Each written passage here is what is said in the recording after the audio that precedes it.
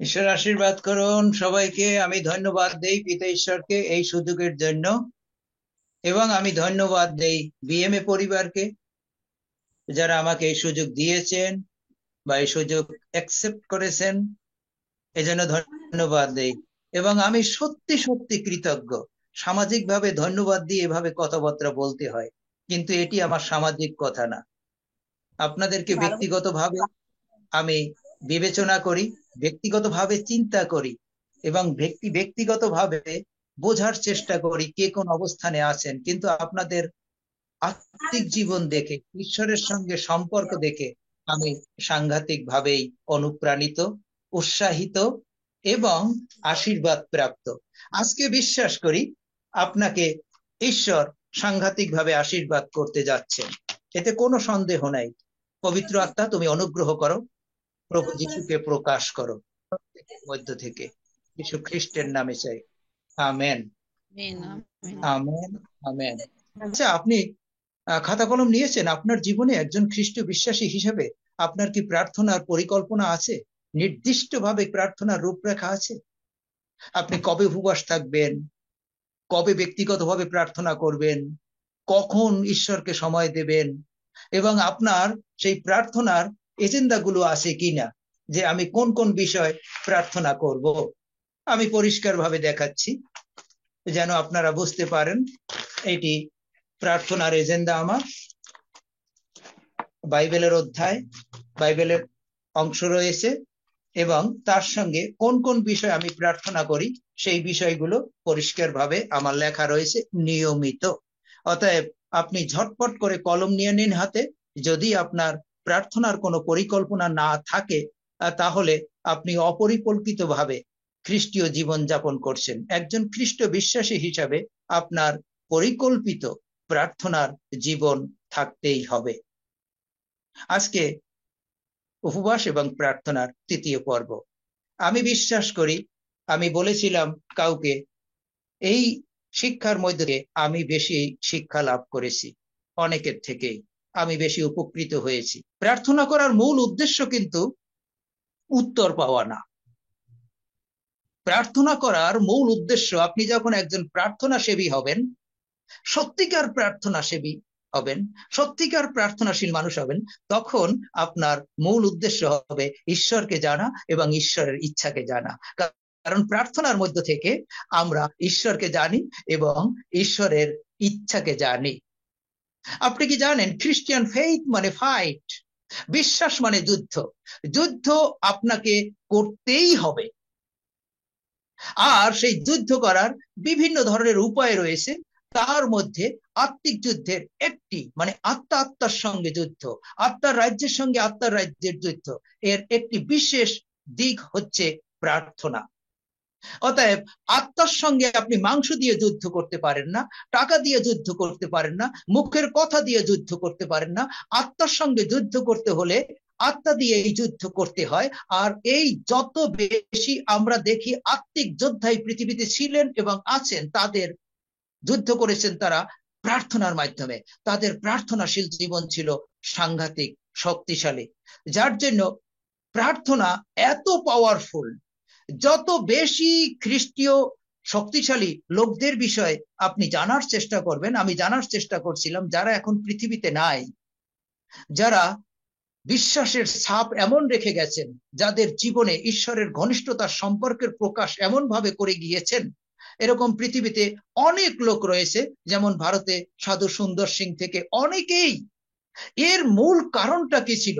কারণ তাদের ব্যক্তিগত প্রার্থনার জীবন ছিল। যদি আপনার আমার ব্যক্তিগত প্রার্থনার জীবন না থাকে, তাহলে কিন্তু আমরা সত্যি সত্যি শক্তিশালী মানুষ হতে পারি না, পরিবর্তিত মানুষ হতে পারি না, ঈশ্বরের নিকটবর্তী হতে পারি না। যার জন্য প্রার্থনা ছাড়া কোনোভাবেই খ্রিস্টীয় জীবন যাপন করা সম্ভব না। আমি আমার ভাষায় বলি, একজন খ্রিস্টিয়ান, তার প্রার্থনার জীবন এমন হওয়া উচিত শ্বাস প্রশ্বাসের মতন। কারণ আমরা ভাবতেই পারি না, যদি শ্বাস প্রশ্বাস বন্ধ করি তাহলে বেঁচে থাকবো। এটি এটি এটি কোনোভাবেই ভাবনার মধ্যেও আসে না। তদ্রূপ একজন খ্রিস্টিয়ান, সে যেন কখনোই প্রার্থনা বন্ধ না করে, শ্বাস প্রশ্বাসের মতন যেন অবিরত প্রার্থনা করে। এটি একজন খ্রিস্ট বিশ্বাসীর রূপরেখা হওয়া উচিত। যে কোনো মূল্যের বিনিময়ে হোক আমি প্রার্থনা করব, যে কোনো অবস্থায় থাকি আমি প্রার্থনা করব, যে কোনো পরিস্থিতির মধ্যে থেকে যাই না কেন আমি প্রার্থনা কখনো বন্ধ করব না। এটি হওয়া উচিত একজন খ্রিস্ট বিশ্বাসীর রূপরেখা। দেখুন না, প্রভু যীশু প্রার্থনা করতে গিয়েছে, সে রূপান্তরিত হয়ে গিয়েছে। সেখানে শিষ্যরা ছিল। গত সপ্তাহে বলেছি আপনি প্রার্থনা করুন, আপনিও দিন থেকে দিনান্তরে রূপান্তরিত হতে থাকবেন। তারপরে আমরা দেখি দানিয়েল সিংহের গর্তে পড়ার আগে কিন্তু সিংহের গর্তে পড়া থেকে বিরত থাকেনি। সে 3 বার জেরুজালেমের দিকে বাতায়ন খুলে প্রার্থনা করতেন। আর সেই দানিয়েল কিভাবে সিংহের গর্তের মধ্যে বিজয়ী জীবন যাপন করেছে, বিকজ অফ প্রেয়ার। আমরা যদি দেখি সদ্রক, মৈশক, অবেদনগর, তাদের সম্মুখে একেবারে মৃত্যু, তারা বিশ্বাসে নির্ভরতায় ঈশ্বরের কাছে প্রার্থনা করেছিলেন, ঈশ্বর তাদেরকে রক্ষা করেছিলেন তার উপস্থিতি, এবং সমস্ত জনতা অবাক হয়ে গিয়েছিল যে কি আশ্চর্য ব্যাপার, ঈশ্বরের কাছে অসম্ভব বলে কোনো কিছু নেই। অতএব আগুনের তেজ, আগুনের ক্ষমতা, আগুনের শক্তি পরাভূত হয়েছিল যখন ঈশ্বরে নির্ভরশীল হয়, যখন প্রার্থনায় জীবন যাপন করে। আমরা যদি দেখি ভালো করে খেয়াল করুন, পিতরের 2টি শিকল দেওয়া, আর 2জন সৈন্যের মধ্যে 2জন কিন্তু লোক, 2জন সিকিউরিটি গার্ড দাঁড়িয়ে আছে, 2জন যেন পিতর ঘুমাচ্ছে তার মধ্যে, এবং দরজায় দারোয়ান রয়েছে, পাহারাদার রয়েছে। এদিকে মণ্ডলী কি করছিল? লেখা রয়েছে মণ্ডলী আকুল ভাবে প্রার্থনা করতেছিল। অতএব সেই সিকিউরিটি গার্ড যারা পিতরকে পরের দিন রাজা হেরোদের সামনে উপস্থিত করবে, সেই সিকিউরিটি গার্ড কিন্তু ঘুমিয়েছিলেন না। দরজায় যারা প্রহরী ছিল তারা কিন্তু ঘুমিয়েছিলেন না, এবং দরজায় কিন্তু তালাবদ্ধ ছিল। সেই গেটে, লোহার গেটে কি হয়েছিল? প্রার্থনা এমন এক শক্তি যা আপনার চিন্তা, আপনার ভাবনা, আপনার প্রত্যাশার অতিরিক্ত কাজ করবে, আপনি চিন্তাও করতে পারবেন না। যার জন্য যারা পাহারাদার ছিল, 2জন পাহারাদারের মধ্যে পিতর ঘুমিয়েছিল, কিন্তু তারা সেই পাহারাদাররা দেখতে পাচ্ছে না। পাহারাদাররা দেখতে পাচ্ছে না যে পিতরকে স্বর্গদূত তাকে খোঁচা মেরেছে, ঠেলা মেরেছে। কমন ল্যাঙ্গুয়েজে লেখা রয়েছে ওঠো ওঠো, জুতো পরো। তারপরে যখন গেট থেকে বেরিয়ে যায়, প্রহরীরা দেখতে পাচ্ছে না, লোহার গেট আপনা আপনি খুলে যাচ্ছে। Because of prayer, because of prayer. অতএব দয়া করে আপনি প্রার্থনা বন্ধ করবেন না। প্রার্থনা অসম্ভবকে সম্ভব করে, প্রার্থনা অসম্ভবকে সম্ভব করে। এরকম আপনাদেরকে একটু উদাহরণ দিচ্ছি। পাহাড় দেখলে আপনি ভয় পাবেন, যেই পাহাড়টাকে, এই পাহাড়ের মতন যদি আপনার বিপদ হয়, এত বড় উঁচু পাহাড়, আপনি কি করে এই পাহাড়কে সরাবেন? কিন্তু এবারে চিন্তা করুন, যাদের অভিজ্ঞতা আছে, যারা বিমানে চড়েছেন, আপনি যখন বিমানে চড়েন, উপর থেকে দেখেন পাহাড় অত্যন্ত অত্যন্ত ছোট, এবং পাহাড়কে দেখাই যায় না, বিমান এত উপরে উঠছে। প্রার্থনা করলে ঈশ্বর আপনাকে শক্তি দিয়ে, আপনাকে বুদ্ধি দিয়ে, আপনাকে প্রজ্ঞা দিয়ে, আপনাকে এমন ভাবে শক্তিযুক্ত করবেন যে ওই পাহাড়কেও আপনার কাছে কিছুই মনে হবে না, অত্যন্ত ক্ষুদ্র মনে হবে। প্রার্থনায় হান্না কি করেছিল? প্রার্থনায় হান্না মাইটি শমূয়েলকে পেয়েছিল। প্রার্থনা, হান্নাকে প্রার্থনা বন্ধ করার জন্য তার স্বামী পর্যন্ত সান্ত্বনা দিয়েছিল, কিন্তু হান্না প্রার্থনা বন্ধ করেননি। যার জন্য ঈশ্বরের মনোনীত প্রফেট, যার একটা কথাও মাটিতে পড়েনি, সেই শমূয়েলকে পেয়েছিল। এর কারণ ছিল একমাত্র প্রার্থনা। অতএব প্রিয় ভাই বোন, আপনি প্রার্থনা বন্ধ করবেন না।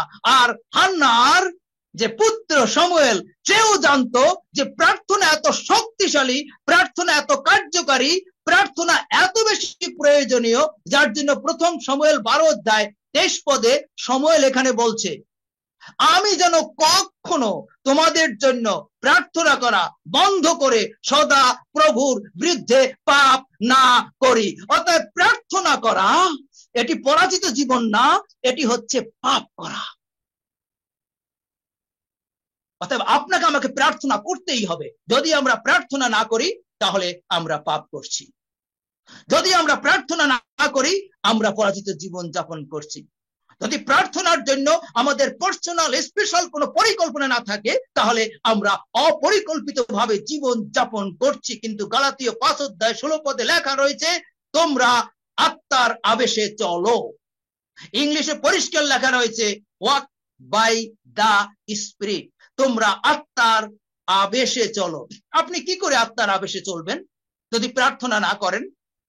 আমি একটু গভীরে যাচ্ছি, আমার সঙ্গে থাকুন খুব কেয়ারফুলি। আপনি কি জানেন আপনি আত্মা? আপনি মাংস না, এটি আপনার ঘর, এটি আপনার একটি অস্থায়ী ঘর, অস্থায়ী দেহ, কিন্তু আপনার আইডেন্টিটি হচ্ছে আপনি আত্মা। এই জন্য সাধু পৌল স্পষ্ট বলছে গালাতীয় 5:16 তোমরা আত্মার আবেশে চলো, আত্মার দ্বারা চলাফেরা করো, আত্মার পথে চলো। প্রথম থিসসলুনিকীয় 5:23 লেখা রয়েছে স্পিরিট, বডি এন্ড সোল। এখানে পাবেন আপনি আত্মা, আপনার মধ্যে আত্মা রয়েছে। তাহলে প্রার্থনা হচ্ছে আত্মার কার্যক্রম, এটি কোনো মাংসের কার্যক্রম না, এটি কোনো মণ্ডলীর কার্যক্রম না, এটি হচ্ছে আত্মিক রাজ্যের কার্যক্রম। কারণ আপনি আত্মা, আত্মার দ্বারা প্রার্থনা করবেন, আর এটাই হচ্ছে আত্মিক কার্যক্রম। যার জন্য এবারে আমাদেরকে আরেকটু গভীরে যেতে হবে। আমরা আত্মা এবং আত্মার আবেশে চলবো, তার মানে প্রার্থনা হচ্ছে স্পিরিচুয়াল অ্যাক্টিভিটিস। তার মানে এটি কোনো ফিজিক্যাল কিংডমের ব্যাপার না। এই যে পৃথিবীর রাজ্য দেখছি, এটি কোনো পৃথিবীর রাজ্যের নিয়ম নীতি না, এটি হচ্ছে স্বর্গ রাজ্যের আইন। প্রার্থনা কিন্তু স্বর্গ রাজ্যের আইন। যদি আপনি প্রার্থনা না করেন, এই জন্য সময় এই বিষয়টি বুঝতো, যার জন্য বলছে আমি প্রার্থনা না করলে ঈশ্বর বিরুদ্ধে পাপ করি। তার মানে কি স্বর্গীয় আইনকে আমি লঙ্ঘন করি। এখন প্রশ্ন আছে, তাহলে স্বর্গে কি আইন আছে? অবশ্যই। ইয়োব 38:33 স্পষ্ট লেখা রয়েছে আকাশের। এবারে ইয়োব অনেক প্রশ্ন করেছে, যদি এই অধ্যায়টা পড়েন সদাপ্রভুর উত্তর। ইয়োব অনেক প্রশ্ন করেছে, কেন আমার এই বিষয় হলো, কেন আমি তো ধার্মিক, আমি যদি তোমাকে দেখতে পারতাম, কেন মায়ের গর্ভে পতিত হই নাই, কেন আমি দিনগুলো দেখলাম, আমার মরে যাওয়াই ভালো ছিল। বিভিন্ন ধরনের ইয়োবের বিলাপ ছিল। এবারে সদাপ্রভু মুখ খুললেন। ইয়োব 38:33 ইংলিশে খুব চমৎকার লেখা রয়েছে, কারণ বাংলায় লেখা রয়েছে আকাশের আইন কানুন কি তুমি জানো ইয়োব? ইংলিশে লেখা রয়েছে do you know the laws of heavens. মানে এখানে তুমি কি জানো, একাধিক স্বর্গের বিষয়ে কথা বলা হয়েছে। হেভেন্স, ল না লস, এস প্লুরাল, বহু আইন। তুমি কি জানো স্বর্গের আইনগুলো, স্বর্গ সকলের আইনগুলো? তার মানে শয়তানের রাজ্যে আইন আছে। যত ডাইমেনশন ঈশ্বর সৃষ্টি করেছেন, প্রত্যেকটি রাজ্যের জন্য আইন আছে, এবং সেই আইন কানুন অনুসারে চলতে হয়।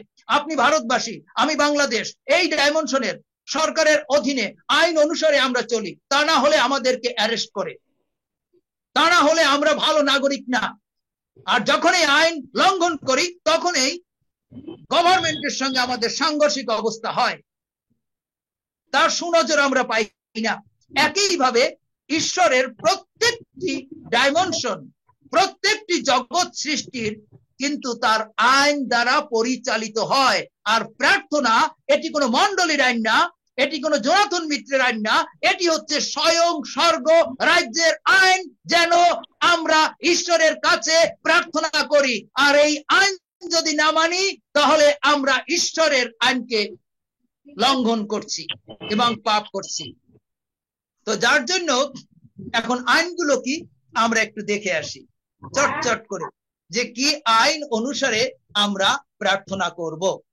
একটু চট করে দেখে আসি। প্রথমত আমরা দেখি, আপনাদের জানা আছে এই আইনগুলো, কিন্তু এগুলো যে আইন, এগুলো যে ল স্বর্গরাজ্যের, আর এইভাবেই প্রার্থনা করলে যে প্রার্থনার উত্তর পাওয়া যায়, এটা আমরা অনেকেই ভেবে দেখি নাই। প্রথম যে আইনটি হচ্ছে, সেটি হচ্ছে আপনাকে আমাকে বিশ্বাসে প্রার্থনা করতে হবে। কারণ বিনা বিশ্বাসে কোনোভাবেই আপনি ঈশ্বরের প্রীতির পাত্র হতে পারেন না, কোনোভাবেই না, কোনোভাবেই না। বিনা বিশ্বাসে আপনি ঈশ্বরের প্রীতির পাত্র হতে পারেন না। অতএব আপনাকে বিশ্বাসে প্রার্থনা করতে হবে। আমরা যদি দেখি মার্ক 11 22-23 এখানে লেখা রয়েছে কি, যদি মার্ক 11 আগে যাই, এখান থেকে 22-23 প্রকাশিত হয়েছে এভাবে। লিসেন কেয়ারফুলি, আমি একটু গভীরে চলে যাচ্ছি। এটা অনেকের কাছে প্রথমবারের মতন আপনারা শুনবেন। এই জায়গাটি আপনারা জানেন, প্রভু যীশু ক্ষুধা পেয়েছে, ডুমুর গাছের কাছে গেলেন, অনেকগুলো পাতা দেখলেন, কিন্তু ফল দেখলেন না, আর বলছে তোমাতে যেন আর কখনো ফল না ধরো। এটি কিন্তু শিষ্যরা শুনছে এই কথাটা, ওখানে লেখা দেখবেন। তারপরে দিন যখন যাচ্ছিল তখন পিতর বলল, প্রভু আপনি কালকে অভিশাপ দিয়েছিলেন, আর দেখুন গাছ শিকড় শুদ্ধ শুকিয়ে গেছে। তখন বলল, প্রভু যীশু বলল, তোমরা যদি ঈশ্বরে বিশ্বাস করো প্রথম, তারপরে যদি তোমরা প্রার্থনা করো, তাহলে এও বিশ্বাস করো তোমরা তা পেয়েছো আর তোমাদের জন্য তা করা হবে। খুব মিস্টিরিয়াস বিষয় ওখানে পড়ে দেখবেন, সময়ের জন্য আমি পড়লাম না। প্রথমে তার কন্ডিশন, তোমরা ঈশ্বরে বিশ্বাস করো। দ্বিতীয়ত, তোমরা যে বিশ্বাসে প্রার্থনা করো, যেন বিশ্বাস করো তোমরা তা পেয়েছো এবং তোমাদের জন্য তা করা হবে। হবে আর পেয়েছো, present tense and future tense. এই জায়গাটা 3 থেকে 4 সপ্তাহ এই দুইটি পদ আমি স্টাডি করেছি। 3 থেকে 4 সপ্তাহ, আমার একজাক্টলি মনে নেই। পবিত্র আত্মা বারবার ওই জায়গায় আমাকে নিয়ে গিয়েছে। তার মানে কি, আমাদেরকে বিশ্বাসে প্রার্থনা করতে হবে, এটি হচ্ছে ল। এখন বিশ্বাস কি, আমি যদি প্রশ্ন করি বিশ্বাস কি, আপনাদেরকে পড়ে শোনাচ্ছি। এখান থেকে পবিত্র আত্মা আমাকে যে শিক্ষা দিয়েছে আমি বিশ্বাস করি সেটি আপনাদেরকে বুঝতে সাহায্য করবে। ইব্রিয় 11 অধ্যায় 1 পদে লেখা রয়েছে, আর বিশ্বাস প্রত্যাশিত বিষয় নিশ্চিত জ্ঞান, অদৃশ্য বিষয়ের প্রমাণ প্রাপ্তি। প্রিয় ভাই বোন, ভালো করে শুনুন, বিশ্বাস প্রত্যাশিত বিষয় নিশ্চিত জ্ঞান। তার মানে আপনি যে প্রার্থনা করছেন সেটা যে পাবেনই, সেই বিষয় নিশ্চয় জ্ঞান আপনার থাকতে হবে। যদি না থাকে আমি বিশ্বাস করি বিশ্বাস করি বিশ্বাস করি, হবে না। উদাহরণ দিয়া আপনাদেরকে পরিষ্কার করছি, বিষয়টা আরো পরিষ্কার হয়ে যাবে। মনে করুন আমার স্ত্রী বলল, তুমি আমাকে কিছু টাকা পাঠাও, আমি এক ভদ্র মহিলাকে দেব। আমি তাকে বললাম আগামী বৃহস্পতিবারে টাকা পাঠিয়ে দেব। আমার স্ত্রী বলল যে হ্যাঁ, আমার স্বামী বলেছেন উনি টাকা পাঠিয়ে দেবেন, আগামী বৃহস্পতিবারে আপনাকে টাকা দেব। এখন ওই ভদ্র মহিলা যদি বলে, হ্যাঁ দিদি উনি টাকা পাঠাবে তো, উনি পারবে তো বৃহস্পতিবারের মধ্যে, উনি ঠিক বলেছে তো, আমার স্ত্রী বলবে, আমার স্বামীকে আমি জানি, তিনি আমার সঙ্গে মিথ্যা কথা বলেন না। দয়া করে বোঝার চেষ্টা করুন, আমার স্বামীকে আমি জানি তিনি মিথ্যা কথা বলেন না, এবং তিনি যা ইনকাম করেন এবং তিনি টাকাটাও পাঠাবেন। এই নিশ্চয় জ্ঞানই হচ্ছে আমার স্ত্রীর বিশ্বাস। আপনি কি পড়েননি বাইবেলে, ঈশ্বরের কাছে অসম্ভব বলে কোনো কিছু নেই, ঈশ্বরের কোনো পরিকল্পনা নিষ্ফল হয় না। তিনি 4 দিন মৃত লাশার তাকে জীবিত করেছেন, তার কোনো ক্ষমতার শেষ নেই। এই যে আপনি যখন প্রার্থনা করেন, সেটি শারীরিক অসুস্থতা হোক, সেটি দৈহিক অসুস্থতা হোক, যে অসুস্থতা হোক না কেন, যখনই আপনি প্রার্থনা করেন আপনাকে এটি বিশ্বাস করতে হয় যে আমি যে অর্থের জন্য প্রার্থনা করছি আমার ঈশ্বর জুগিয়ে দেবেন। এই যে নিশ্চয় জ্ঞান, এই যে জ্ঞান, ঈশ্বরের উপর যে নির্ভরতা, এটাই হচ্ছে বিশ্বাস। আবার আপনার শারীরিক অসুস্থতা, আমি সুস্থ হব, এই যে নিশ্চয় স্থির জ্ঞান, নির্ভরতা, এটি হচ্ছে বিশ্বাস। কিন্তু ভালো করে খেয়াল রাখবেন, যদি এটা হচ্ছে স্বর্গরাজ্যের আইন, যদি আপনার বিশ্বাসে সন্দেহ থাকে তাহলে কিন্তু আপনি পাবেন না। কেন পাবেন না প্রার্থনার উত্তর? কারণ যখনই আপনার বিশ্বাসে সন্দেহ থাকে, যাকব পুস্তকে লেখা রয়েছে, সে প্রত্যাশা না করুক কিছু পাবে। যখনই আপনার সন্দেহ রয়েছে স্বর্গীয় আইনের উপরে, যখনই আপনার সন্দেহ রয়েছে ঈশ্বরের ক্ষমতার উপরে, যখনই আপনার সন্দেহ রয়েছে ঈশ্বরের যোগানের উপরে, তখনই আপনি ঈশ্বরকে রিজেক্ট করলেন, প্রত্যাখ্যান করলেন, আর ঈশ্বর কাজ করবে না। যার জন্য অবিশ্বাস হেতু যিশু আর মিরাকেল করলেন না, আশ্চর্য কাজ করলেন না। যখনই অবিশ্বাস করা হয় তখনই রিজেক্ট করা হয়, প্রত্যাখ্যান করা হয় ঈশ্বরকে। এই জন্য প্রার্থনা আপনাকে আমাকে করতে হবে বিশ্বাসে। যে আমার ঈশ্বর জুগিয়ে দেবেন, তার কাছে অসম্ভব বলে কোনো কিছু নেই, তিনি সমস্ত কিছু করতে পারেন। যখনই এটি মুখ দিয়ে বললে হবে না, আপনার নিশ্চিত জ্ঞান থাকতে হবে, নির্ভরতা থাকতে হবে। এবং আপনাকে প্রিয় ভাই বোন পরিষ্কার বলি, দয়া করে বোঝার চেষ্টা করুন, আপনাকে যদি বিশ্বাসে স্থির থাকতে হয়, যার সাথে যার যতটা সম্পর্ক সে তত বেশি বিশ্বাসে স্থির থাকে।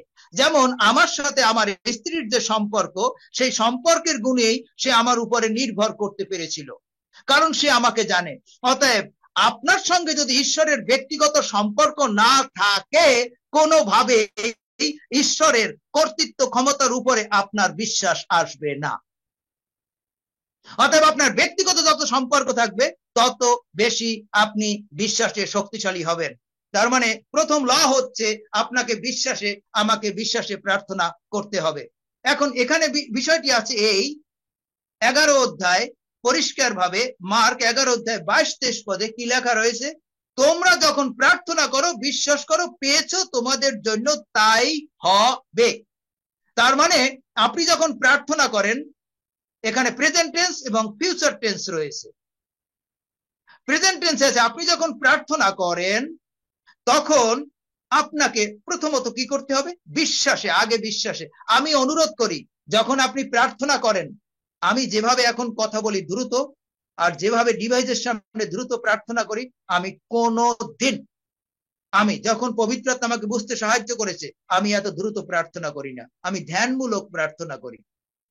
আগে আমার মধ্যে বিশ্বাস, আগে দেখি আমার মধ্যে বিশ্বাস, আমার নিজের অসুস্থতা, পারিবারিক সমস্যা, মিনিস্ট্রি, আগে আমি বিশ্বাসে দেখি প্রভু এই কাজগুলো করে দিয়েছেন, তিনি করবেনই।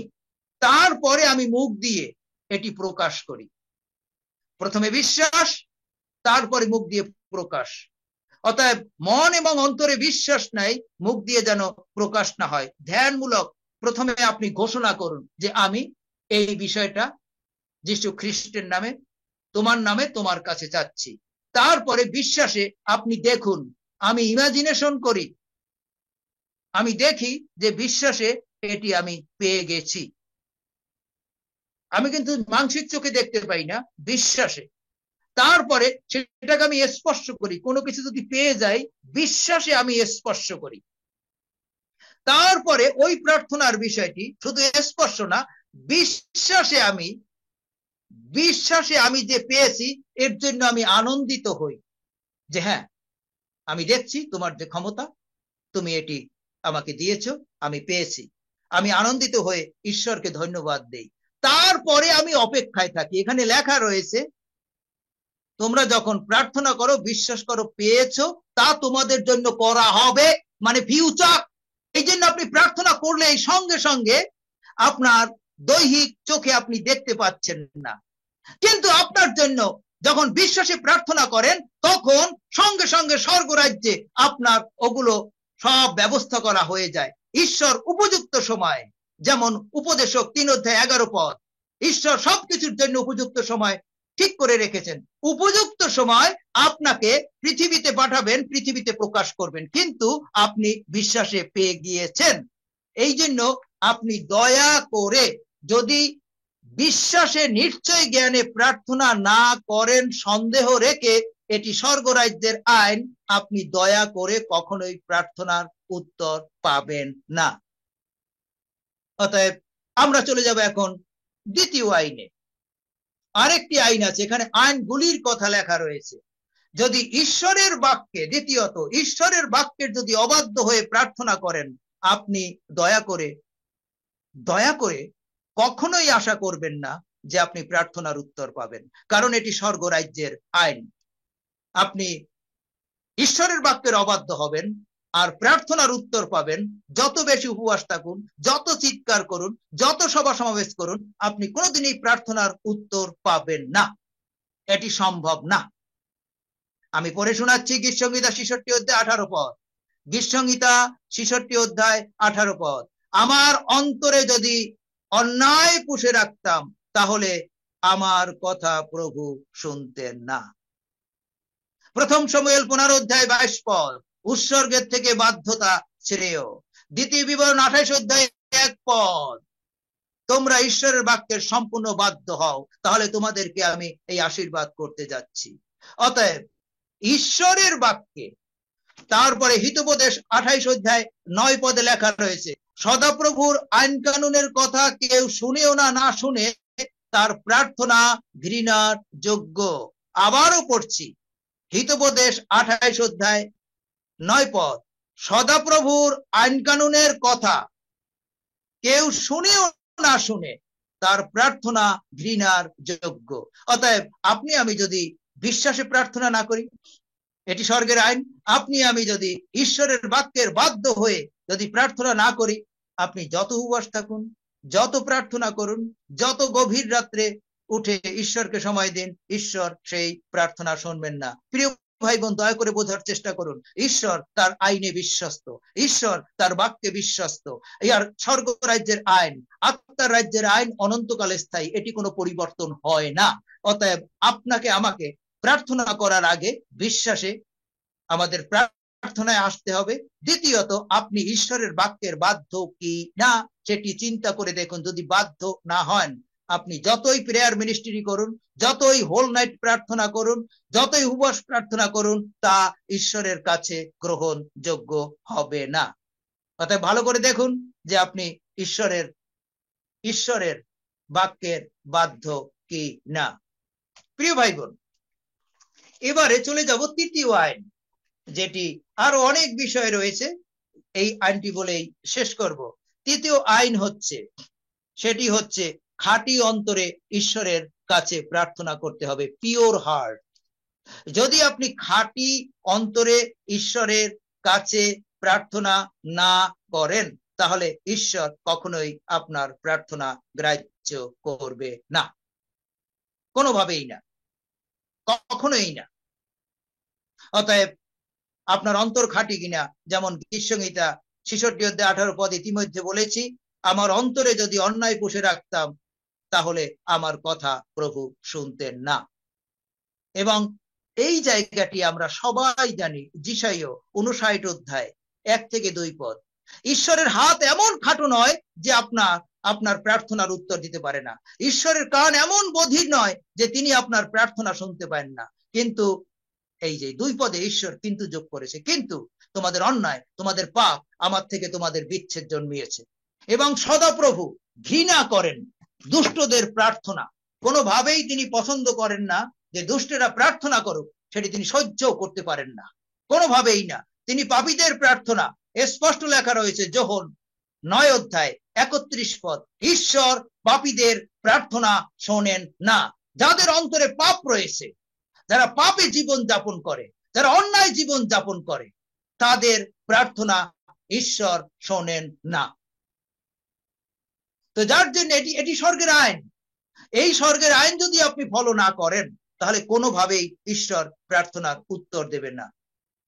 যার জন্য অনেক খ্রিস্টিয়ান 10 বছর, 12 বছর, 15 বছর প্রার্থনার পর প্রার্থনা, কোনো পরিবর্তন নাই, কোনো উত্তর নাই। তারপরে তারা বিভিন্ন ঝুমে যায়, বিভিন্ন ঝুমে গিয়ে ওই মুরিদের মতন বা ইমামদের মতন বা ওঝা কবিরাজের মতন একে ওকে খোঁজার চেষ্টা করে যে আমার এই সমাধানটা পাই কি না। আপনাকে সমাধান দেওয়ার জন্য ঈশ্বর নিজে প্রতিজ্ঞা করেছে যে আমার কান এত ভারী নয় যে আমি শুনতে পাই না, আমার হাত এত খাটো নয়, তার মানে আমার ক্ষমতা, আমার শক্তি এত খাটো নয় যে তোমার প্রার্থনার উত্তর দিতে পারি না। কিন্তু তোমাকে উত্তর দেই না এই জন্য কারণ তুমি অন্তরে অন্যায় পুষে রেখেছো, তোমাকে উত্তর দেই না এই জন্য কারণ তুমি পাপে জীবন যাপন করো। প্রিয় ভাই বোন, ভালো করে শুনুন, পুরোহিতদের সংখ্যা বাড়ছে, চার্চের সংখ্যা বাড়ছে, পাপের সংখ্যাও বাড়ছে। যেটি হোসেয়া পুস্তকে স্পষ্ট আপনাদেরকে দেখিয়েছি, বর্তমানে অধিকাংশ খ্রিস্টিয়ান দুটি পাপের সঙ্গে জড়িত। নাম্বার 1 ব্যভিচার, নাম্বার 2 টাকা পয়সা। আর স্পেশালি যারা মিনিস্টার, যারা পরিচর্যাকারী, যারা নেতৃত্ব দিচ্ছে, যার জন্য তাদের বিভিন্ন প্রোগ্রাম রয়েছে প্রার্থনার উপরে, বিভিন্ন লেখালেখি রয়েছে, বিভিন্ন আলাপ আলোচনা করে, কিন্তু ঈশ্বর মুখ বুজে রয়েছেন, কান বন্ধ করে রয়েছেন, কারণ ঈশ্বর ঘৃণা করে যাদের অন্তরে পাপ আছে, তাদেরকে ঈশ্বর কোনোভাবেই পছন্দ করেন না, কারণ ঈশ্বর পবিত্র, এটি স্বর্গ রাজ্যের আইন। অতএব ঈশ্বর আপনার প্রার্থনার উত্তর দিতে চান। আমি যদি আপনাদেরকে আরেকটি জায়গায় নিয়ে যাই, আশ্চর্য একটি বাক্য রয়েছে যেটি শুনলে আপনারা জানেন সেই বাক্যের কথা। গণনা পুস্তকে ঈশ্বর কি বলেছেন তার নিজের সম্পর্কে পরিষ্কার ভাবে তিনি বলেছেন। ভালো করে শুনুন, আমি পড়ে শোনাচ্ছি। গণনা 23 অধ্যায় 19 পদ। ঈশ্বর তো মানুষ নন যে মিথ্যা বলবেন। তার মানে এখানে লেখা নাই ঈশ্বর কিছু কিছু মানুষের মতো না যে মিথ্যা বলে। মানুষ মিথ্যাবাদী প্রত্যেকে, কেউ বলতে পারবেন আমি মিথ্যা বলি নাই। তার মানে এখানে তাহলে ঈশ্বর মিথ্যা বলে। ঈশ্বর তো মানুষ নন যে মিথ্যা বলবেন। তার মানে প্রত্যেক মানুষ মিথ্যা কথা বলেছে কখনো না কখনো, কিন্তু ঈশ্বর মানুষ না যে মিথ্যা কথা বলবে। তারপরে কি লেখা রয়েছে? মানুষ থেকে তার জন্মও নয় যে সে মন বদলাবে।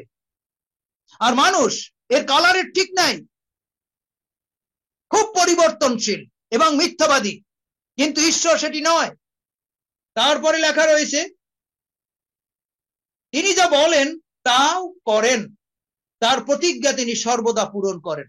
তাহলে এদিকে দেখলাম যিশাইয় 59 অধ্যায় 1 থেকে 2 পদে ঈশ্বরের হাত খাটো নয়, তার কান বধির নয়, তিনি প্রার্থনার উত্তর দিতে পারেন। এখানে আবার ঈশ্বর প্রতিজ্ঞা করেছেন গণনা পুস্তক 23 অধ্যায় 19 পদে তিনি মানুষ না যে মিথ্যা বলবেন, মানুষ থেকে তার জন্ম হয়নি, তিনি যে মন পরিবর্তন করবেন, তিনি যা বলেন তা করেন, তার প্রতিজ্ঞা তিনি পূর্ণ করবেনই। তাহলে তিনি প্রার্থনা উত্তর দানকারী। এখানে পরিষ্কার লেখা রয়েছে, হে প্রার্থনা শ্রবণকারী, তোমার কাছে মর্ত আসিবে। তোমরা যদি বিশ্বাস করে প্রার্থনা করো, তোমরা যা চাইবে তাই পাবে। সেই জন্য আমি তোমাদেরকে বলছি, প্রার্থনার মধ্যে তোমরা যা কিছু চাও, বিশ্বাস করো তোমরা পেয়েছো, তোমাদের জন্য তা হবে। আমার নামে যদি আমার কাছে কিছু চাও, তা আমি করব। ঈশ্বরের প্রতিজ্ঞা। তাহলে কেন আমি প্রার্থনার উত্তর পাচ্ছি না? নাম্বার 1, বিশ্বাসে সন্দেহ। নাম্বার 2, ঈশ্বরের বাক্যের অবাধ্যতা। নাম্বার 3, ইনিকুইটি, অন্তরে পাপ অন্তরে রেখে এই সমস্ত বিষয় করা হচ্ছে যা স্বর্গের আইনের সঙ্গে সাংঘর্ষিক। অর্থাৎ আজকে থেকে যদি সত্যি সত্যি আপনি খ্রিস্টীয় জীবন যাপন করতে চান, পাওয়ারফুল, তাহলে আপনার পাওয়ারফুল প্রার্থনার জীবন থাকতে হবে।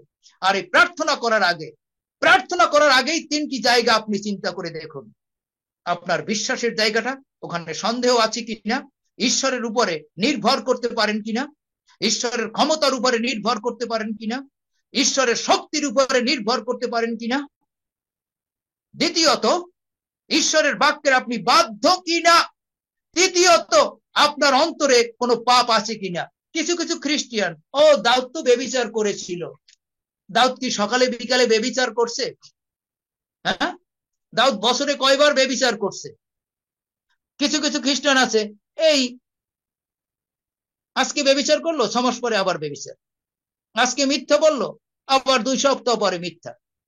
আজকে ঝগড়াঝাটি করে মারামারি করলো, আবার 2 সপ্তাহ পরে ঝগড়াঝাটি মারামারি। আজকে অহংকার করলো, আবার আজকে শপথ নিল, 2 সপ্তাহ 3 সপ্তাহ পরে আবার অহংকার। তার মানে এরা পাপ ছাড়ে আবার পাপে পড়ে, পাপ ছাড়ে আর পাপে পড়ে। এই সমস্ত খ্রিস্টানরা কি করে ভারত চেঞ্জ করবে? এই সমস্ত খ্রিস্টানরা কি করে বাংলাদেশ চেঞ্জ করবে? এই সমস্ত খ্রিস্টানরা কি করে পৃথিবীর প্রান্ত পর্যন্ত সুসমাচার প্রচার করবে এবং নিয়ে যাবে? এই সমস্ত খ্রিস্টান জীবনে কোথায় ঈশ্বরের পাওয়ার? ইয়েস, আব্রাহাম মিথ্যা কথা বলেছিল, সবসময় নেভার। মসি অবাধ্য হয়েছিল, সবসময় নেভার। দাউদ ব্যভিচার করেছিল, অহংকার করেছিল, সবসময় নেভার। আমরা পড়ে যেতে পারি, কিন্তু পাপে পড়ে থাকবো না। আর অধিকাংশ খ্রিস্টানের অবস্থাটা হচ্ছে এই, একই পাপ বারবার করে। আর তারা ঢেকুর তুলবে, যিশু আমাদের পাপের ক্ষমা দিয়েছে, আমাদের অনন্ত জীবন দিয়েছে, আমরা বিজয়ী। কোথায় আপনার বিশ্বাস? কোথায় আপনার ঈশ্বরের প্রতি বাধ্যতা বাক্যের? কোথায় আপনার অন্তরে পবিত্রতা, পিওর হার্ট? এবং মথি 5 অধ্যায় 8 পদে স্পষ্ট বলেছে, যাদের অন্তর পবিত্র, যাদের পিওর হার্ট, নির্মল অন্তঃকরণ, তারা ঈশ্বরকে দেখবে। জানেন কি হয়? যখন আপনি বিশ্বাসে, প্রভুর বাক্যের বাধ্যতায়, যখন আপনি পবিত্র অন্তরে প্রার্থনা করেন, ঈশ্বর আপনার চোখ খুলে দেবে। তখন আপনি অ্যাঞ্জেলিক রাম, স্পিরিচুয়াল ডাইমেনশনে আপনি প্রবেশ করবেন। ঈশ্বর গভীর, এবং গুপ্ত বিষয় সকল আপনাকে জানাবে, শুধু প্রার্থনার উত্তর না, ঈশ্বর তার ইচ্ছাগুলো, তার মনের চিন্তাগুলো আপনার মধ্যে প্রকাশ করবে, আর এটি ঈশ্বর চান। তো যার জন্য আমি বিশ্বাস করি, মনে প্রাণে বিশ্বাস করতে চাই, এখানে একজনও থাকবে না সকালে বিকালে পাপ করা খ্রিস্টিয়ান, এখানে একজনও থাকবে না মাসে 2 বার পাপ করা খ্রিস্টিয়ান।